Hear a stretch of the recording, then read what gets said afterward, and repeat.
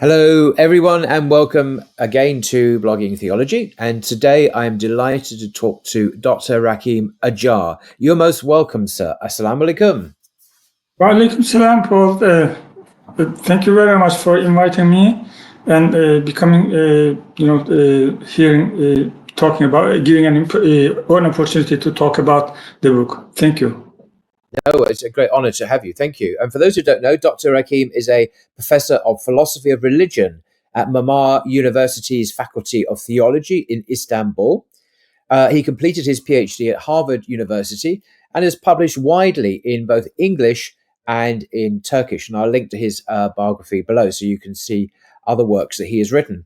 Now, he's kindly come on today to discuss an exciting new work, which he's co-authored with Dr. Junaid Kaya. And this is the book. Here we go. Philosophy of Religion in Islam, a reader of classical sources. And it's published by Bloomsbury Academic Press. It's a huge tome, massive work. And it's just recently been published this year, actually.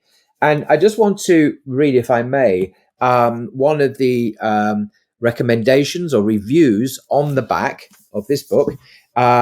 The top one is by Dr. Shuaib Ahmed Malik, who is our own academic who teaches in Edinburgh University in science and religion. He says this about your book: a remarkable and indispensable resource for those with an avid interest in the historical development of Islamic philosophy.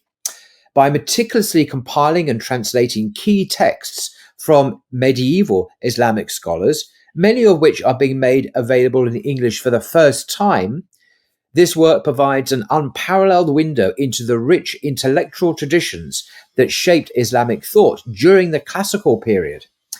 Beyond its historical significance, this anthology, for it's an anthology, is a collection of texts and commentary that you've written, introductions, so it's very user-friendly. This anthology is also highly relevant to contemporary discussions, bridging past and present by offering insights that continue to influence modern debates on faith, reason, and the philosophy of religion. It is an essential read for historians, philosophers, and anyone engaged in the ongoing exploration of Islamic intellectual heritage. As I said, that's Dr. Shuaib Ahmed Malik, lecturer in science and religion from the University of Edinburgh. There are many other scholars on the back also highly recommending this work. Raymond Harvey from the Cambridge Muslim College, Mohammed Rostam, and others that we know of as well. I think it's a beautifully produced book, actually. It's a very attractively produced book, and the layout is very accessible and readable. But I won't say any more. I'll hand over to you, sir, and you can perhaps give us an introduction to your work. Thank you so much, Paul, for giving me this opportunity to introduce the book, Philosophy of Religion in Islam, a reader of classical sources. As you said, this is an anthology. It features texts by thinkers associated with various intellectual traditions developed in the classical period of Islamic thought. That is, texts produced by philosophers, theologians, and Sufis associated with different religious sects, and also legal scholars or fuqaha. These texts focus on the topics discussed in the area of philosophy of religion in modern times. The anthology consists of 10 parts reflecting the major topics of discussion in the contemporary philosophy of religion. The parts of the anthology are as following. Let me state them. Sorry. Here we go. Yep. Okay. So I forgot. Part 1, Religion and Reason. Part 2, Religion and Ethics. Part 3, Religious Experience and Religious Knowledge. Part 4, Extraordinary Events. Part 5, God's Existence and Unity. Part 6, God and the Universe. And 7, How to Understand the Religious Texts. Part 8, Theological Language and Divine Properties. Part 9, Religious Diversity. And Part 10, the last part, Death and the Hereafter. The first part focuses religion and reason, focuses on the conception of religion and reason in the sense of theoretical reason. We place this part at the first because it seems that one's conception of religion and one's conception of reason seem to be closely linked to one's approach to other discussions regarding religious beliefs. The conception of religion includes assumptions regarding the sources and the scope of religion. On one extreme, there is the claim that religion is totally a human construction and human application.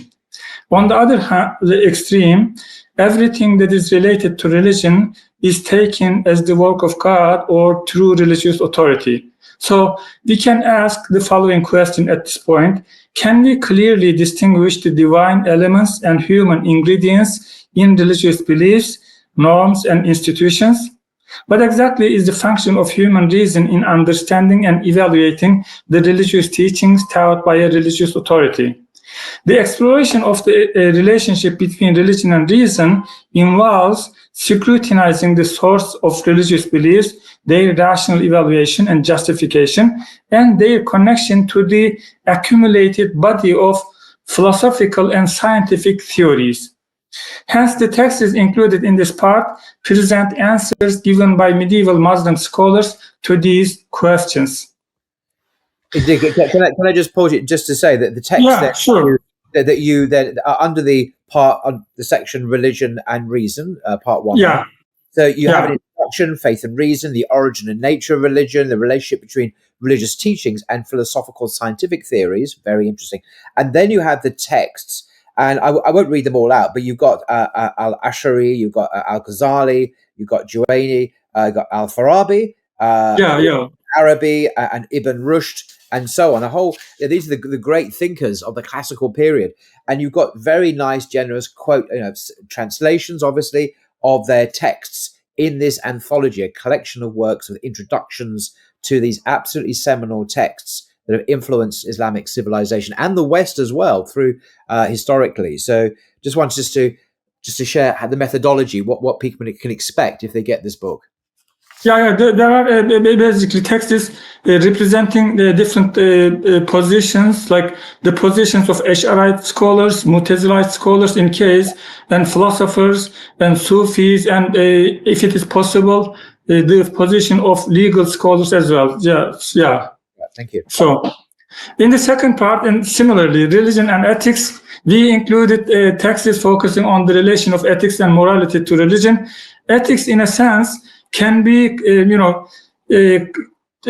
expressed as the practical reason in a sense. So we started the anthology with the religion and theoretical reason, and the second part is religion and the practical reason in a sense. One of the major topics in this context concerns the origin of the norms to regulate the behaviors of individuals. Whether the moral truth that exists independently of the divine command has been an important issue of debate among theologians and philosophers. Another topic of discussion concerning the relation of ethics to religion concerns the way we acquire knowledge of ethical truths. If the origin of moral truths is not divine commands, then how can we relate moral truths that can be rationally known and the moral commands or moral truths and rules included in religious sources? How can we relate to them? Another issue in this context concerns the nature and limits of the role of religion in the admission and implementation of moral values. So, does and should religion have any function in implementation, in accepting and implementation of moral rules? It's actually an important. It was an important issue of discussion in modern philosophy. For example, Immanuel Kant was trying to separate moral truths from religious sources. Yes.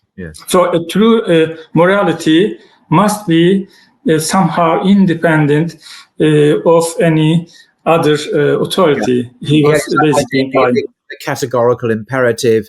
We won't go into Kant now, but you're absolutely right. Separating reason and morality independent of revelation and faith completely, and this is hugely influential in Europe, anyway. These are the questions that guided the texts that we chose are included in the second part. Yeah. And in the third part,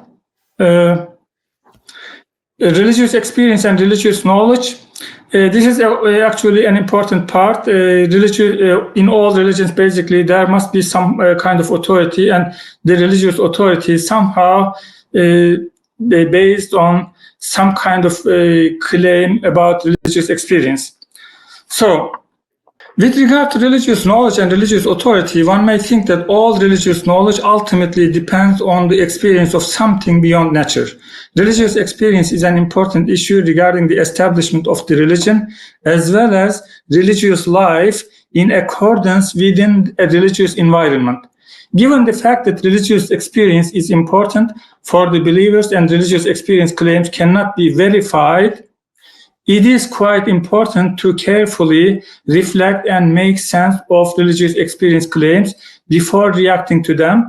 Obviously, since they cannot be easily verified by other people, it may also cause some kind of abuses. Religious experience claims may also be abused, basically. In the texts included in the anthology, one may find important discussions regarding various sorts of religious experience claims. In part 4, extraordinary...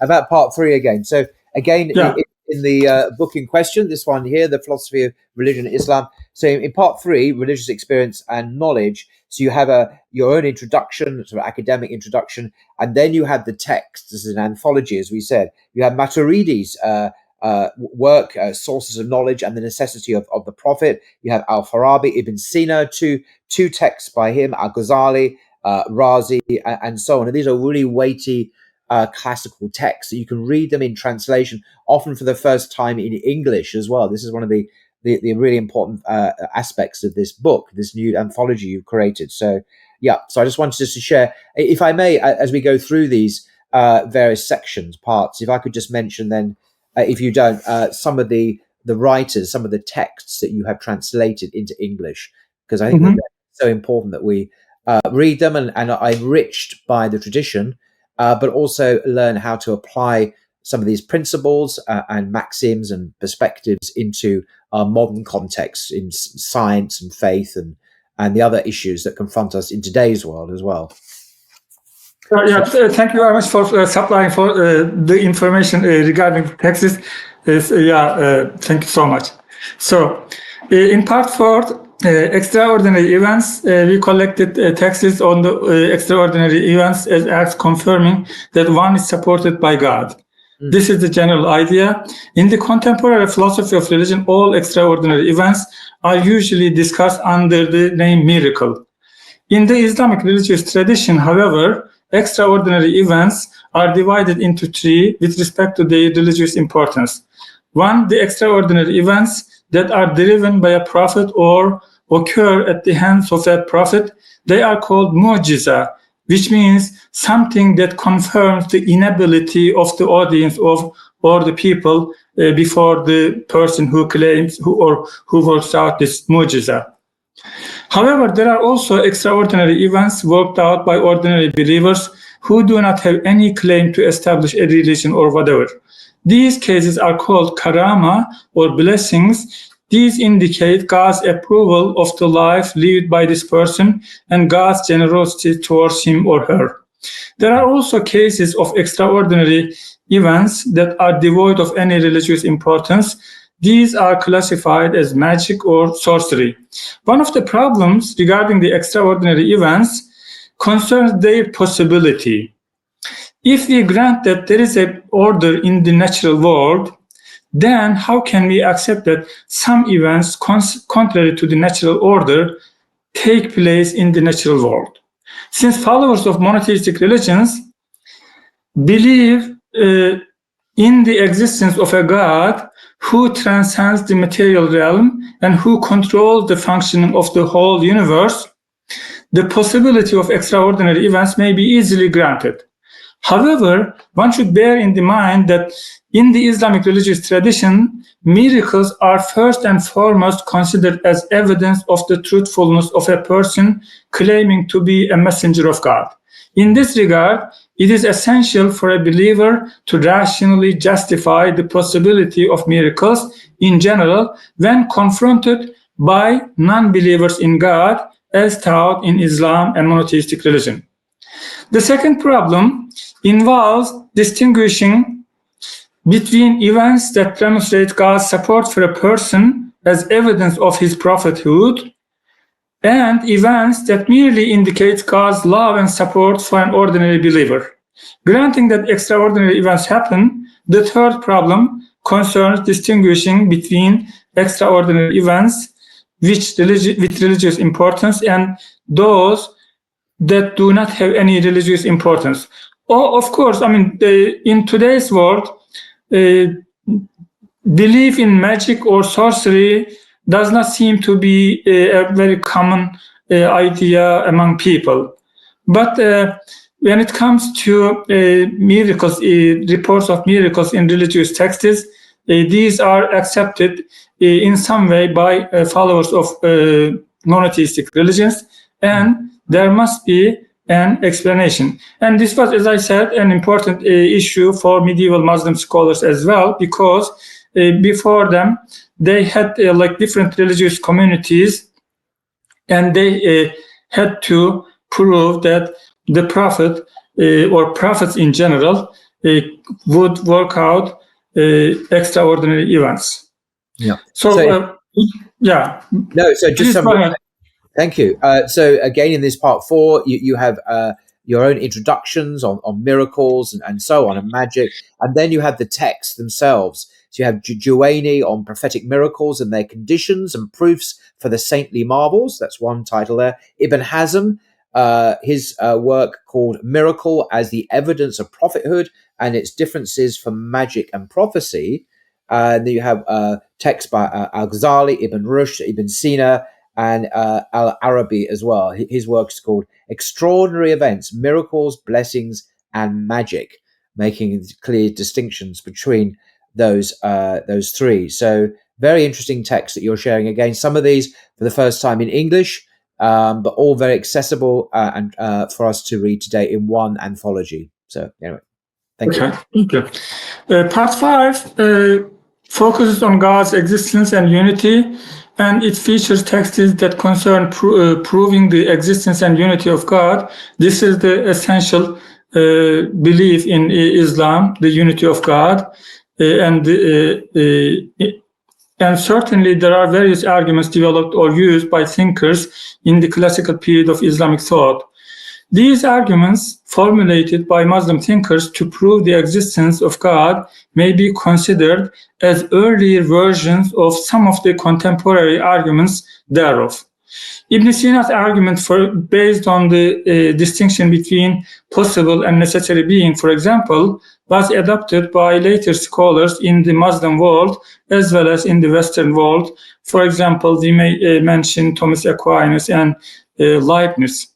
The Kalam cosmological argument defended by William Lane Craig in contemporary scholarship may be traced back to the argument from the beginning or hudus, commonly used by medieval Muslim theologians. Muslim thinkers seem to discuss the existence of God as closely connected to the unity of God. So, being God, for them, requires being one in a sense. There could not be more than one God. God must be one in a sense. So this is why we put together their discussions regarding the existence of God together with their discussions on the unity of God. Paul, if you want, you can mention the texts. Yes, indeed. So in part 5, you have your own introduction from a modern philosophical perspective, and then you have the texts again. Many of the authors already mentioned, like Ibn Sina, his text is Existence and Its Causes. And then Juwayni wrote a text called Proving God's Existence from the Createdness of the Universe. And there are works by Ibn Rushd and Al-Razi, Ibn Arabi and Al-Farabi as well. and others. So again, key seminal texts if we're to understand our tradition and also to see how they are still relevant and applicable and helpful to today. And this is a key theme in your text, isn't it? That these debates are not just history; they have Exactly. Thank you. Thanks. So in part 6, God and the Universe, we included texts focusing on the relationship between God as the creator and God as the, in a sense, maintainer of the universe. So these texts treat three different issues as discussed in the contemporary philosophy of religion. The first of these concern creation, making all the things, all the universe exist, basically. Regarding the issue of creation, making the whole universe, two problems come to the fore. Explaining the existence of the universe as a whole, the first one, and within this universe, explaining the existence of living beings within the universe in particular seems to be important. The second issue regarding the relationship between God and the universe concerns the functioning of the universe and God's sovereignty or control over the course of events in the universe. In contemporary literature, understanding how nature functions and explaining natural events are usually treated under the topic of religion and science. The success of scientific explanations regarding the occurrence of natural events caused important discussions in modern times regarding God's control over the universe, whether God could control, could intervene with the nature, within the nature, because obviously there is an order. People most of the time kept asking. Nevertheless, explaining the nature of the order established in the universe by God and his control over the course of events in the universe is not a modern problem. These problems were important problems and rigorously discussed by thinkers affiliated with different intellectual traditions in the classical Islamic thought.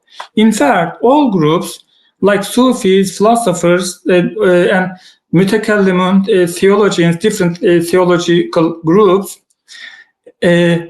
acknowledge divine sovereignty. There is no doubt about that.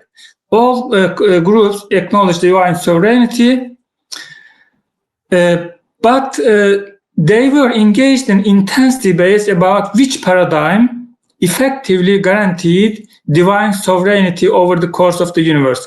The paradigm of philosophers, or the paradigm of Mu'tazilite theologians, or the paradigm of Ash'arite theologians, basically. The third issue treated by the texts included in this part is the problem of evil. If one acknowledges that God created the universe and his control over the course of events is essential, a significant challenge arises. This challenge revolves around explaining the existence of pain and suffering experienced by human beings and other animals. The difficulty in explaining the existence of pain and suffering in the world created by the omnipotent, omniscient, and perfectly good God is considered to be a problem, especially for monotheistic or Abrahamic religions, let's say. The discussion in the texts by the medieval Muslim thinkers seem to be related to the problem of evil as an evidential problem. See, the arguments based on the existence of evil is formulated in modern times in two ways. On one formulation, there is a logical inconsistency between believing that an omnipotent, omniscient, and all-good God exists and that evil exists. So these two propositions are contradictory, and one cannot, consistently accept or believe these two propositions. This is called the logical problem of evil. There is a logical inconsistency between the existence of an omnipotent, omniscient, and all-good God and the existence of evil in the world. And on another formulation, the existence of evil, pain, and suffering, basically, in the world is a counter evidence against the existence of God. So, this formulation is called evidential problem of evil. So, given the fact that there is evil in the world, pain and suffering, so this world is not likely to be created by an omnipotent and omniscient and all-good God. This is the argument, basically. In response, Muslim scholars of the classical period provided various accounts of how the existence of evil in the universe does not harm one's belief in the existence of the omnipotent, omniscient, and perfectly good God. For example, they developed various theodicies, like it may be a punishment when the subject deserves it, that it may be intended to teach a lesson to people by God. This is why there are certain cases of pain and suffering, that human moral criteria cannot be applied to God, that the actual universe, despite all the pain and suffering and evil in it, is the best of all possible worlds. And these theodicies, one can find scholars, theologians, and philosophers defending more or less similar themes as theodicies in modern times as well. Mm-hmm. So, Paul, would you like to mention the texts? Yeah, thank you. Yes, so in this fascinating part 6, you talk about the problem of evil and other matters. There are 10 classical texts that you share with us in English. I won't mention them all. I'll just mention the last couple. There's Al-Jabbar's Divine Justice and Evil in the Universe. Then there's Nasafi, his Creation. Nasafi. Thank you. Creation of Evil, that's how it's titled. And Al-Ghazali, his work, This World is the Most Perfect World That Could Be. So there are 10 texts in this section, classical texts, which are very readable and relevant for us today as well. So, yeah, thank you. Okay. So, part 7, features texts on the topic how to understand religious texts.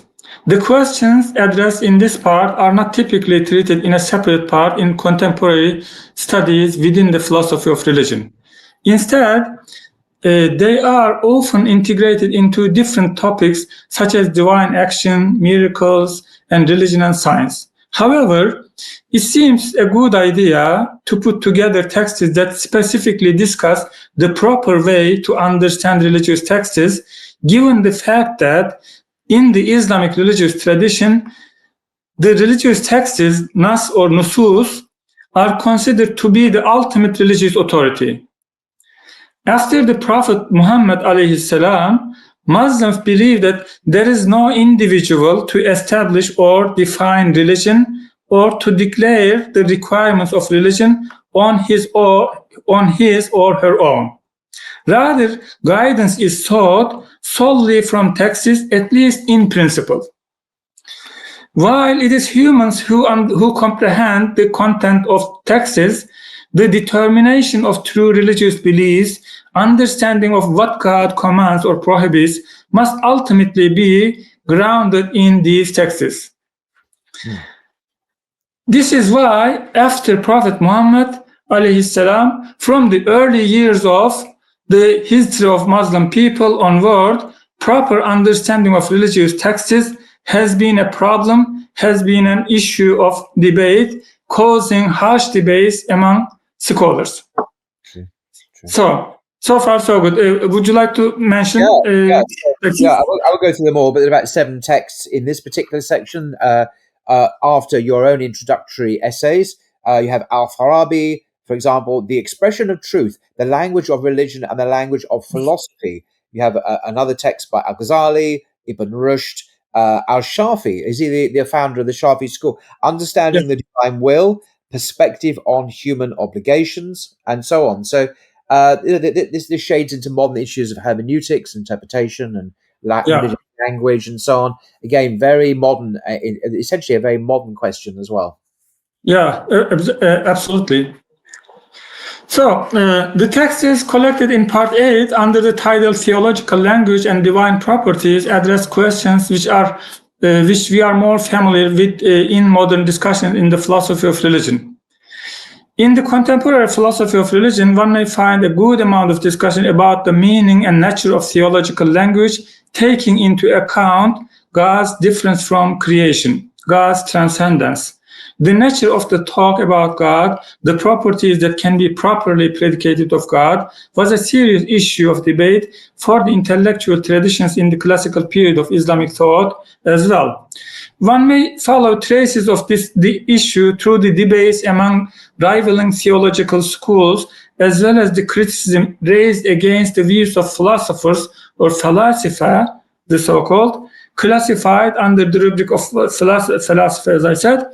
So one may remember discussions such as whether God had attributes additional to his essence, God's knowledge of the universe, whether God, how can we understand or explain God's knowledge of everything?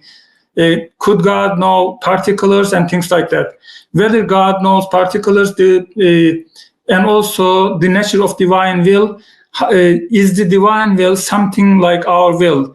So regarding creation and all other issues, the nature of divine properties seems to be effective and influential. So it caused a lot of debates among medieval Muslim scholars.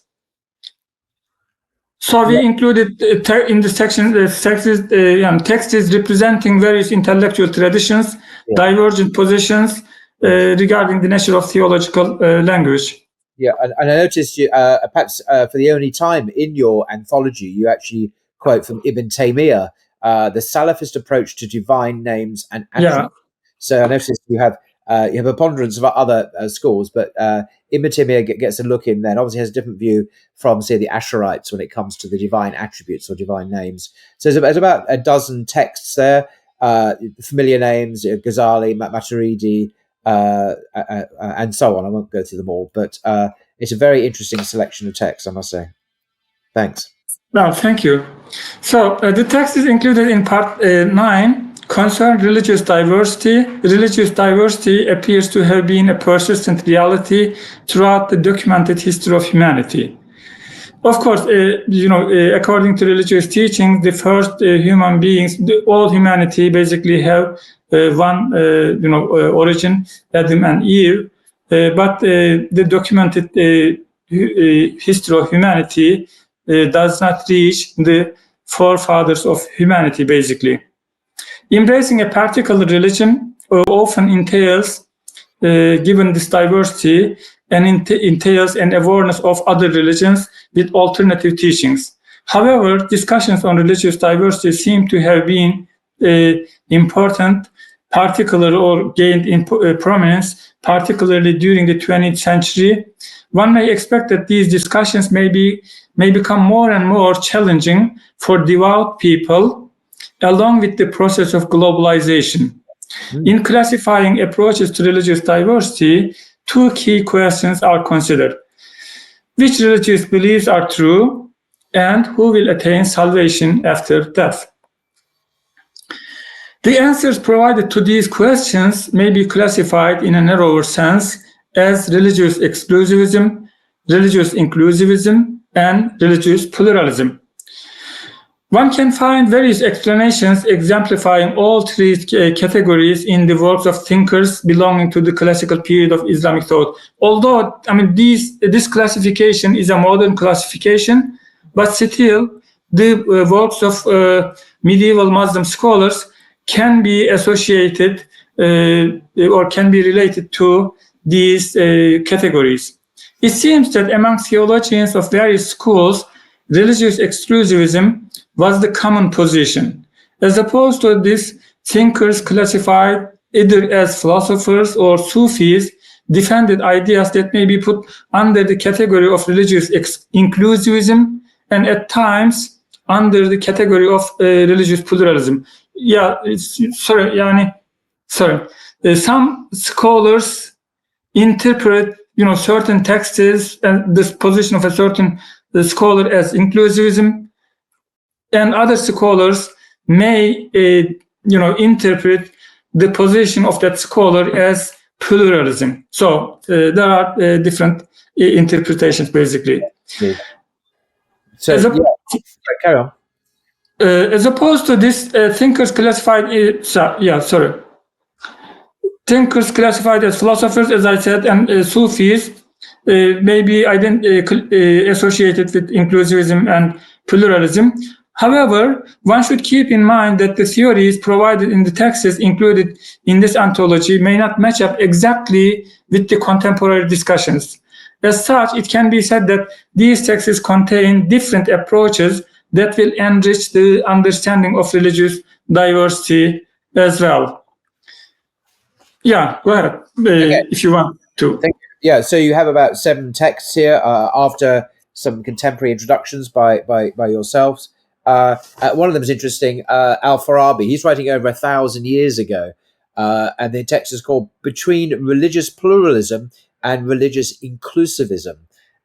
See, the Muslim philosophers are well aware of religious pluralism. They lived in a very pluralistic world, unlike perhaps their medieval European counterparts who only kind of just saw Christendom. So there's a sense of being aware of religious pluralism. So does that lead to inclusivism? Does it lead to exclusivism? What's the position of Islam and so on? So these topics are debated in these classic texts in your anthology. So thank you. Okay, thanks. And in the last part 10, Death and the Hereafter, we put together texts that concern discussions about life after death. Philosophers, theologians, and Sufis engaged in various discussions in this regard. They tried to answer questions such as how one should conceptualize death, whether resurrection will be bodily or spiritual, and whether individual identities will be preserved. In religious texts, certainly there are explanations regarding life after death. That's for sure. However, thinkers adopted different positions to interpret these explanations. Some of them took these religious texts in the literal sense, and some of them tended to take them in a metaphorical sense. Their approach to these texts seemed to have differed due to their conception of religion and their expectations regarding the limit of human knowledge in answering questions about life after death. Some of the texts included in this section discuss how one should conceive death and the limits of rational knowledge about the hereafter. There are also texts discussing whether life after death is bodily or spiritual. Who or what kind of things may have life after death, the properties of heaven and hell as described in religious texts, and the transmigration of souls are the topics presented or discussed in these texts presented in this part. So would you like to say anything about texts? Thank you. Yeah, just the last text that you've got here. Just to give just a few examples, you've got Al-Ghazali writing on the reality of death, its painfulness, and obtaining knowledge of the reality of death through dreams. A fascinating chapter. Ibn Sina on the invalidity of claiming solely bodily resurrections. Controversial. Al-Ghazali on the invalidity of rational arguments about the afterlife. I haven't read that. Be interested to know what he's getting at there. Al-Razi says an essay or a text about the rejection of the transmigration of the soul. So he's arguing against that. And lastly, Ashari writes the fate of children and animals. That's the very last text in your anthology, the fate of children and animals. So a very fitting eschatological end to the end of your book. Paul, let me say at this point one thing. We produced this anthology first in Turkish, and in the Turkish version was larger, and then after that we produced the English version. But when we prepared for the English version, we had to cut out some texts because it would be like too big or huge. It may not be. We thought that it may not be. It may not find readers, or it may not be a good idea to have a large. It's already, It is large. It's already a large So, book. You're saying it could have been a lot larger had you not taken out some other works. Okay. Yeah, in Turkish we published it as five separate volumes. Okay. So we had to take out some texts in the English version. So in the English version, of course, includes texts, but still the representation of different positions is somehow limited. So who is your intended audience for this work? Who are you expecting will read it? Is it university students? Is it academics? Is it general public who are interested in this topic? Who do you expect your reader to be, if you have any idea? Actually, the audience of the anthology, basically there are two groups that we intend.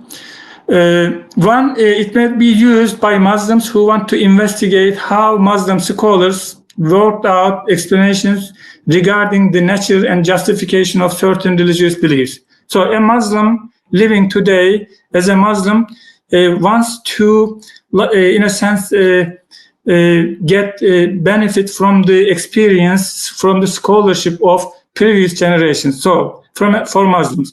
The second, Muslim scholars work out explanations regarding the nature of and justification of those religious beliefs, that's for sure. The second group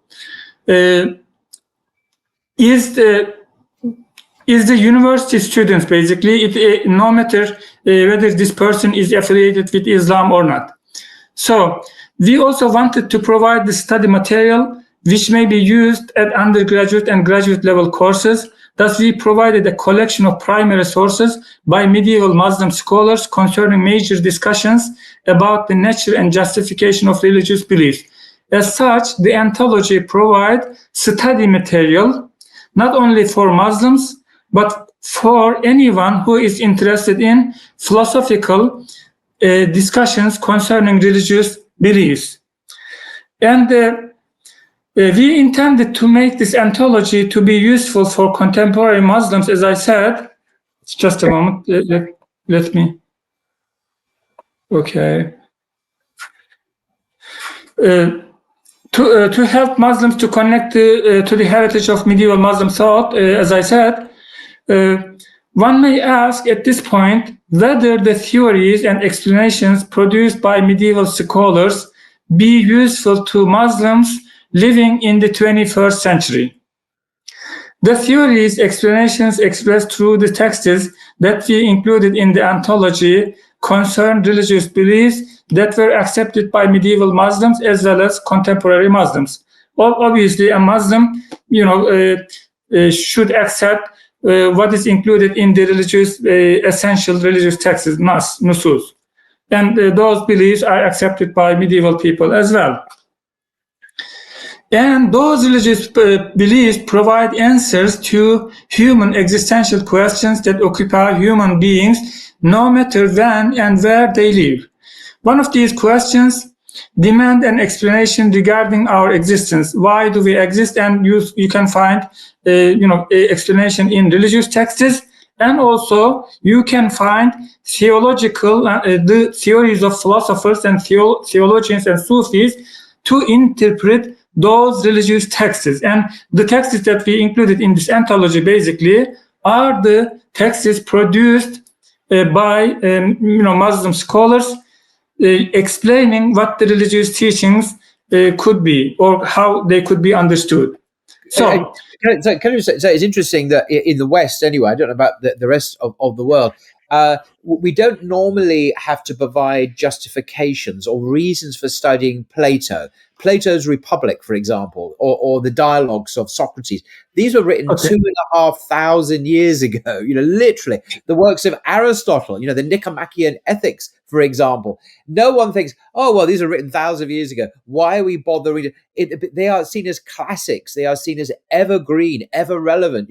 Students, undergraduate students in Ivy League university in the States still read Plato's Republic today. Why? Because that particular work is an absolute classic, and it still speaks powerfully, politically, philosophically, existentially today.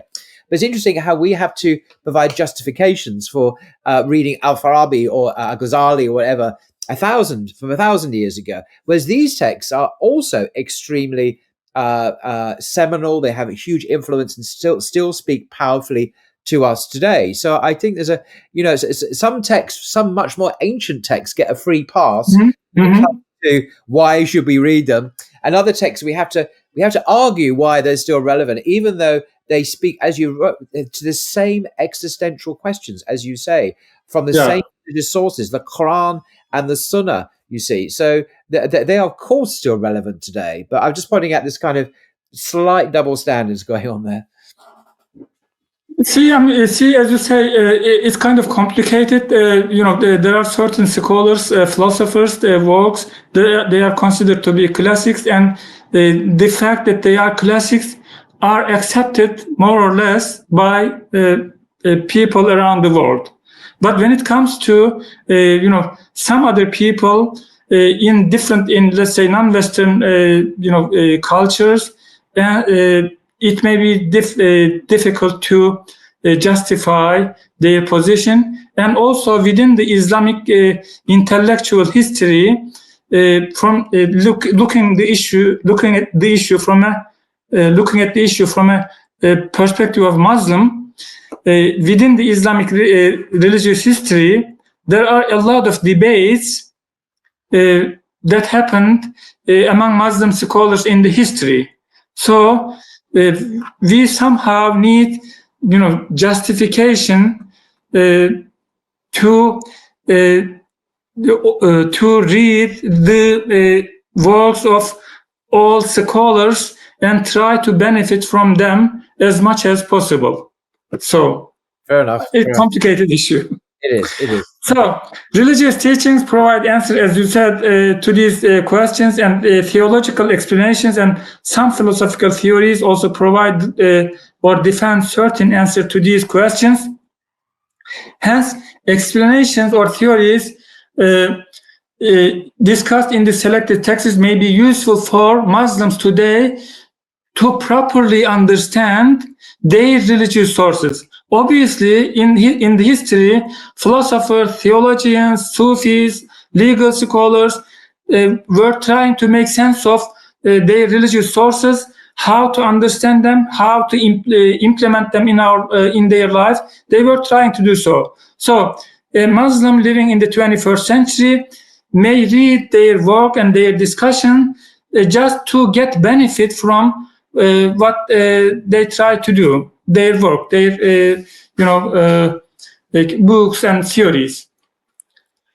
And at this point, one may ask another question. We may ask at this point: how can theories and explanations produced many centuries ago be useful for Muslims living in the 21st century? So, they lived many centuries ago. They had different conditions. They didn't have much knowledge about the universe, the natural laws, the modern scientific theories. They didn't know at all. So we are, one may think, in a totally different living conditions. And how can we benefit from those theories produced many centuries ago?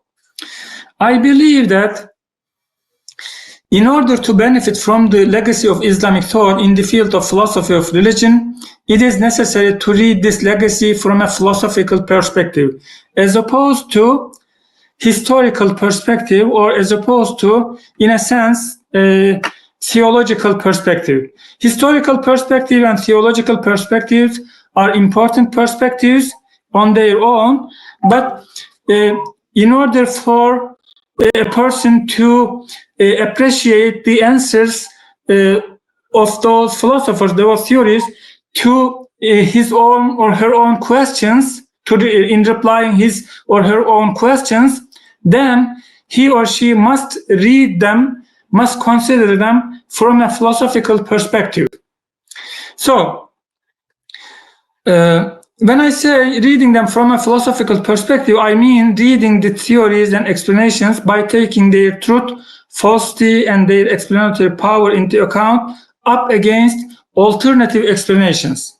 when evaluating a theory or an explanation, we should take into account both the consistency of the theory in terms of the logical rules and its compatibility with the knowledge we have about reality, rather than the fact that a certain philosopher, a certain respectable theologian or scholar defended it.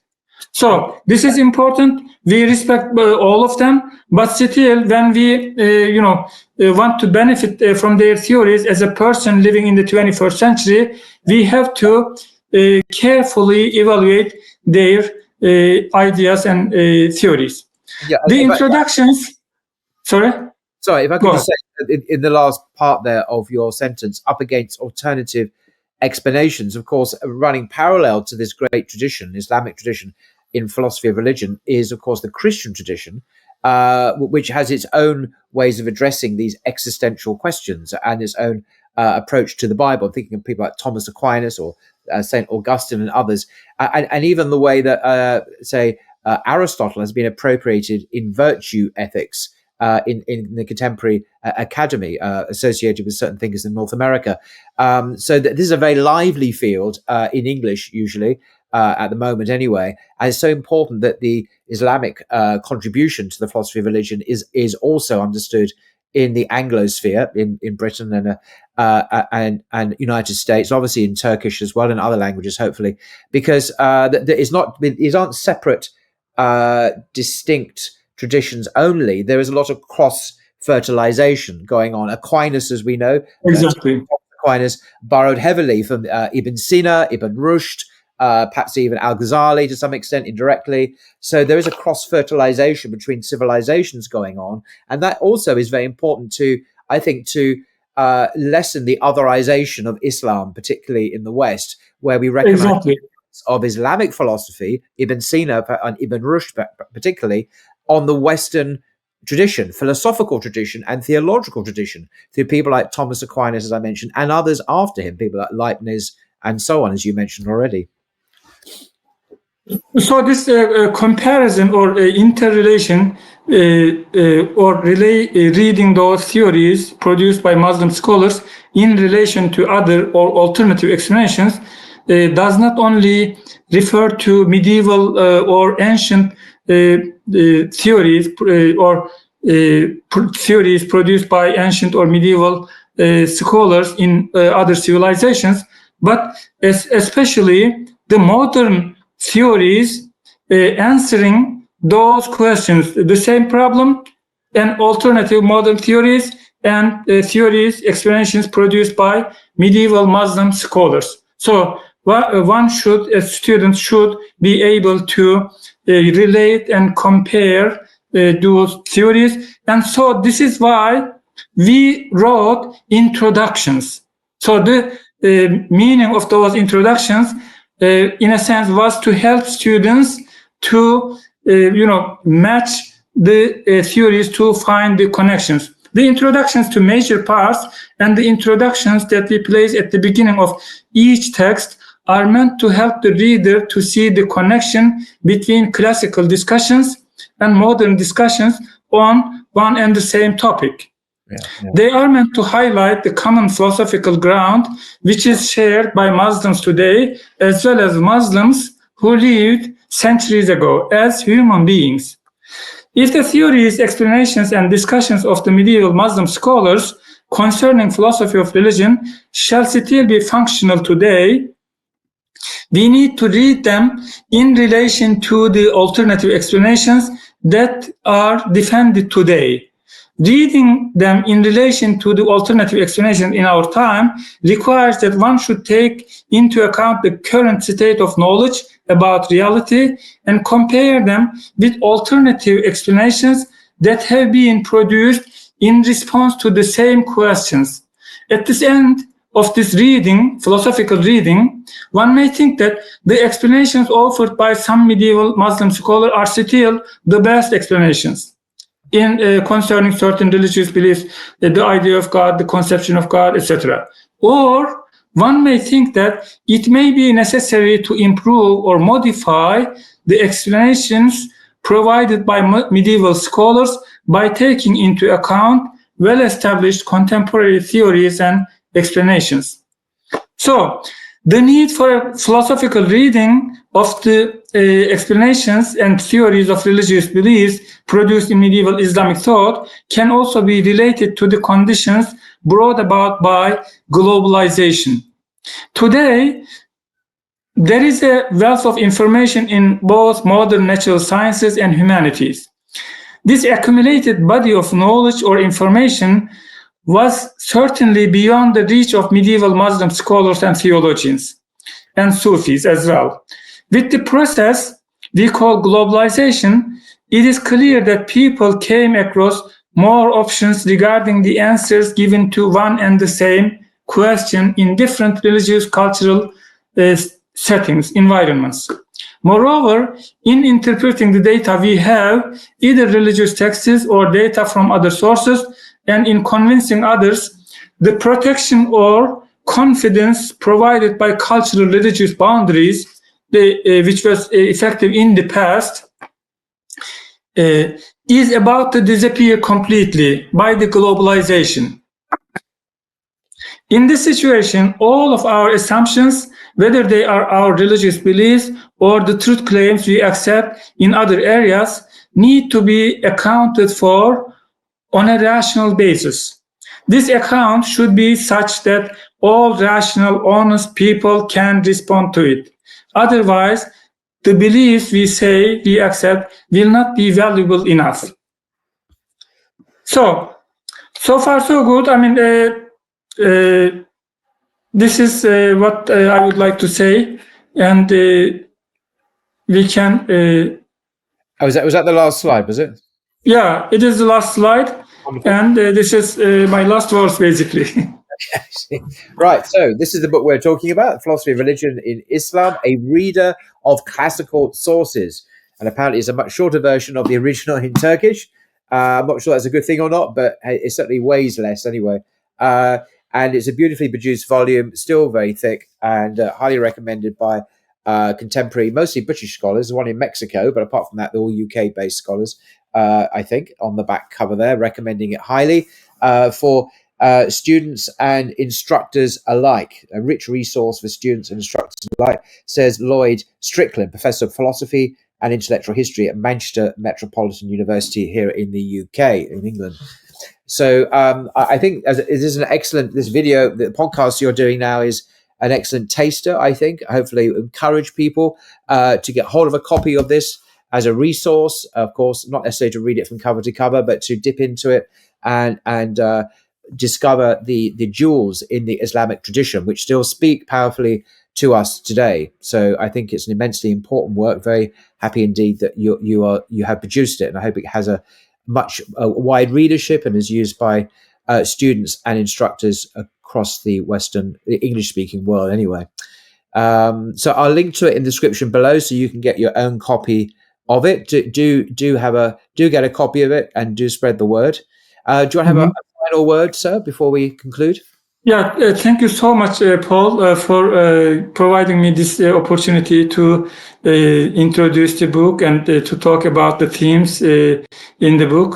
Thank you so much. And I hope it helps people, modern people in the English-speaking world, since English is in a sense, a world language, and everybody has a mother tongue, and English is a second language in a sense. So I hope it becomes a useful source for believers as well as for historians and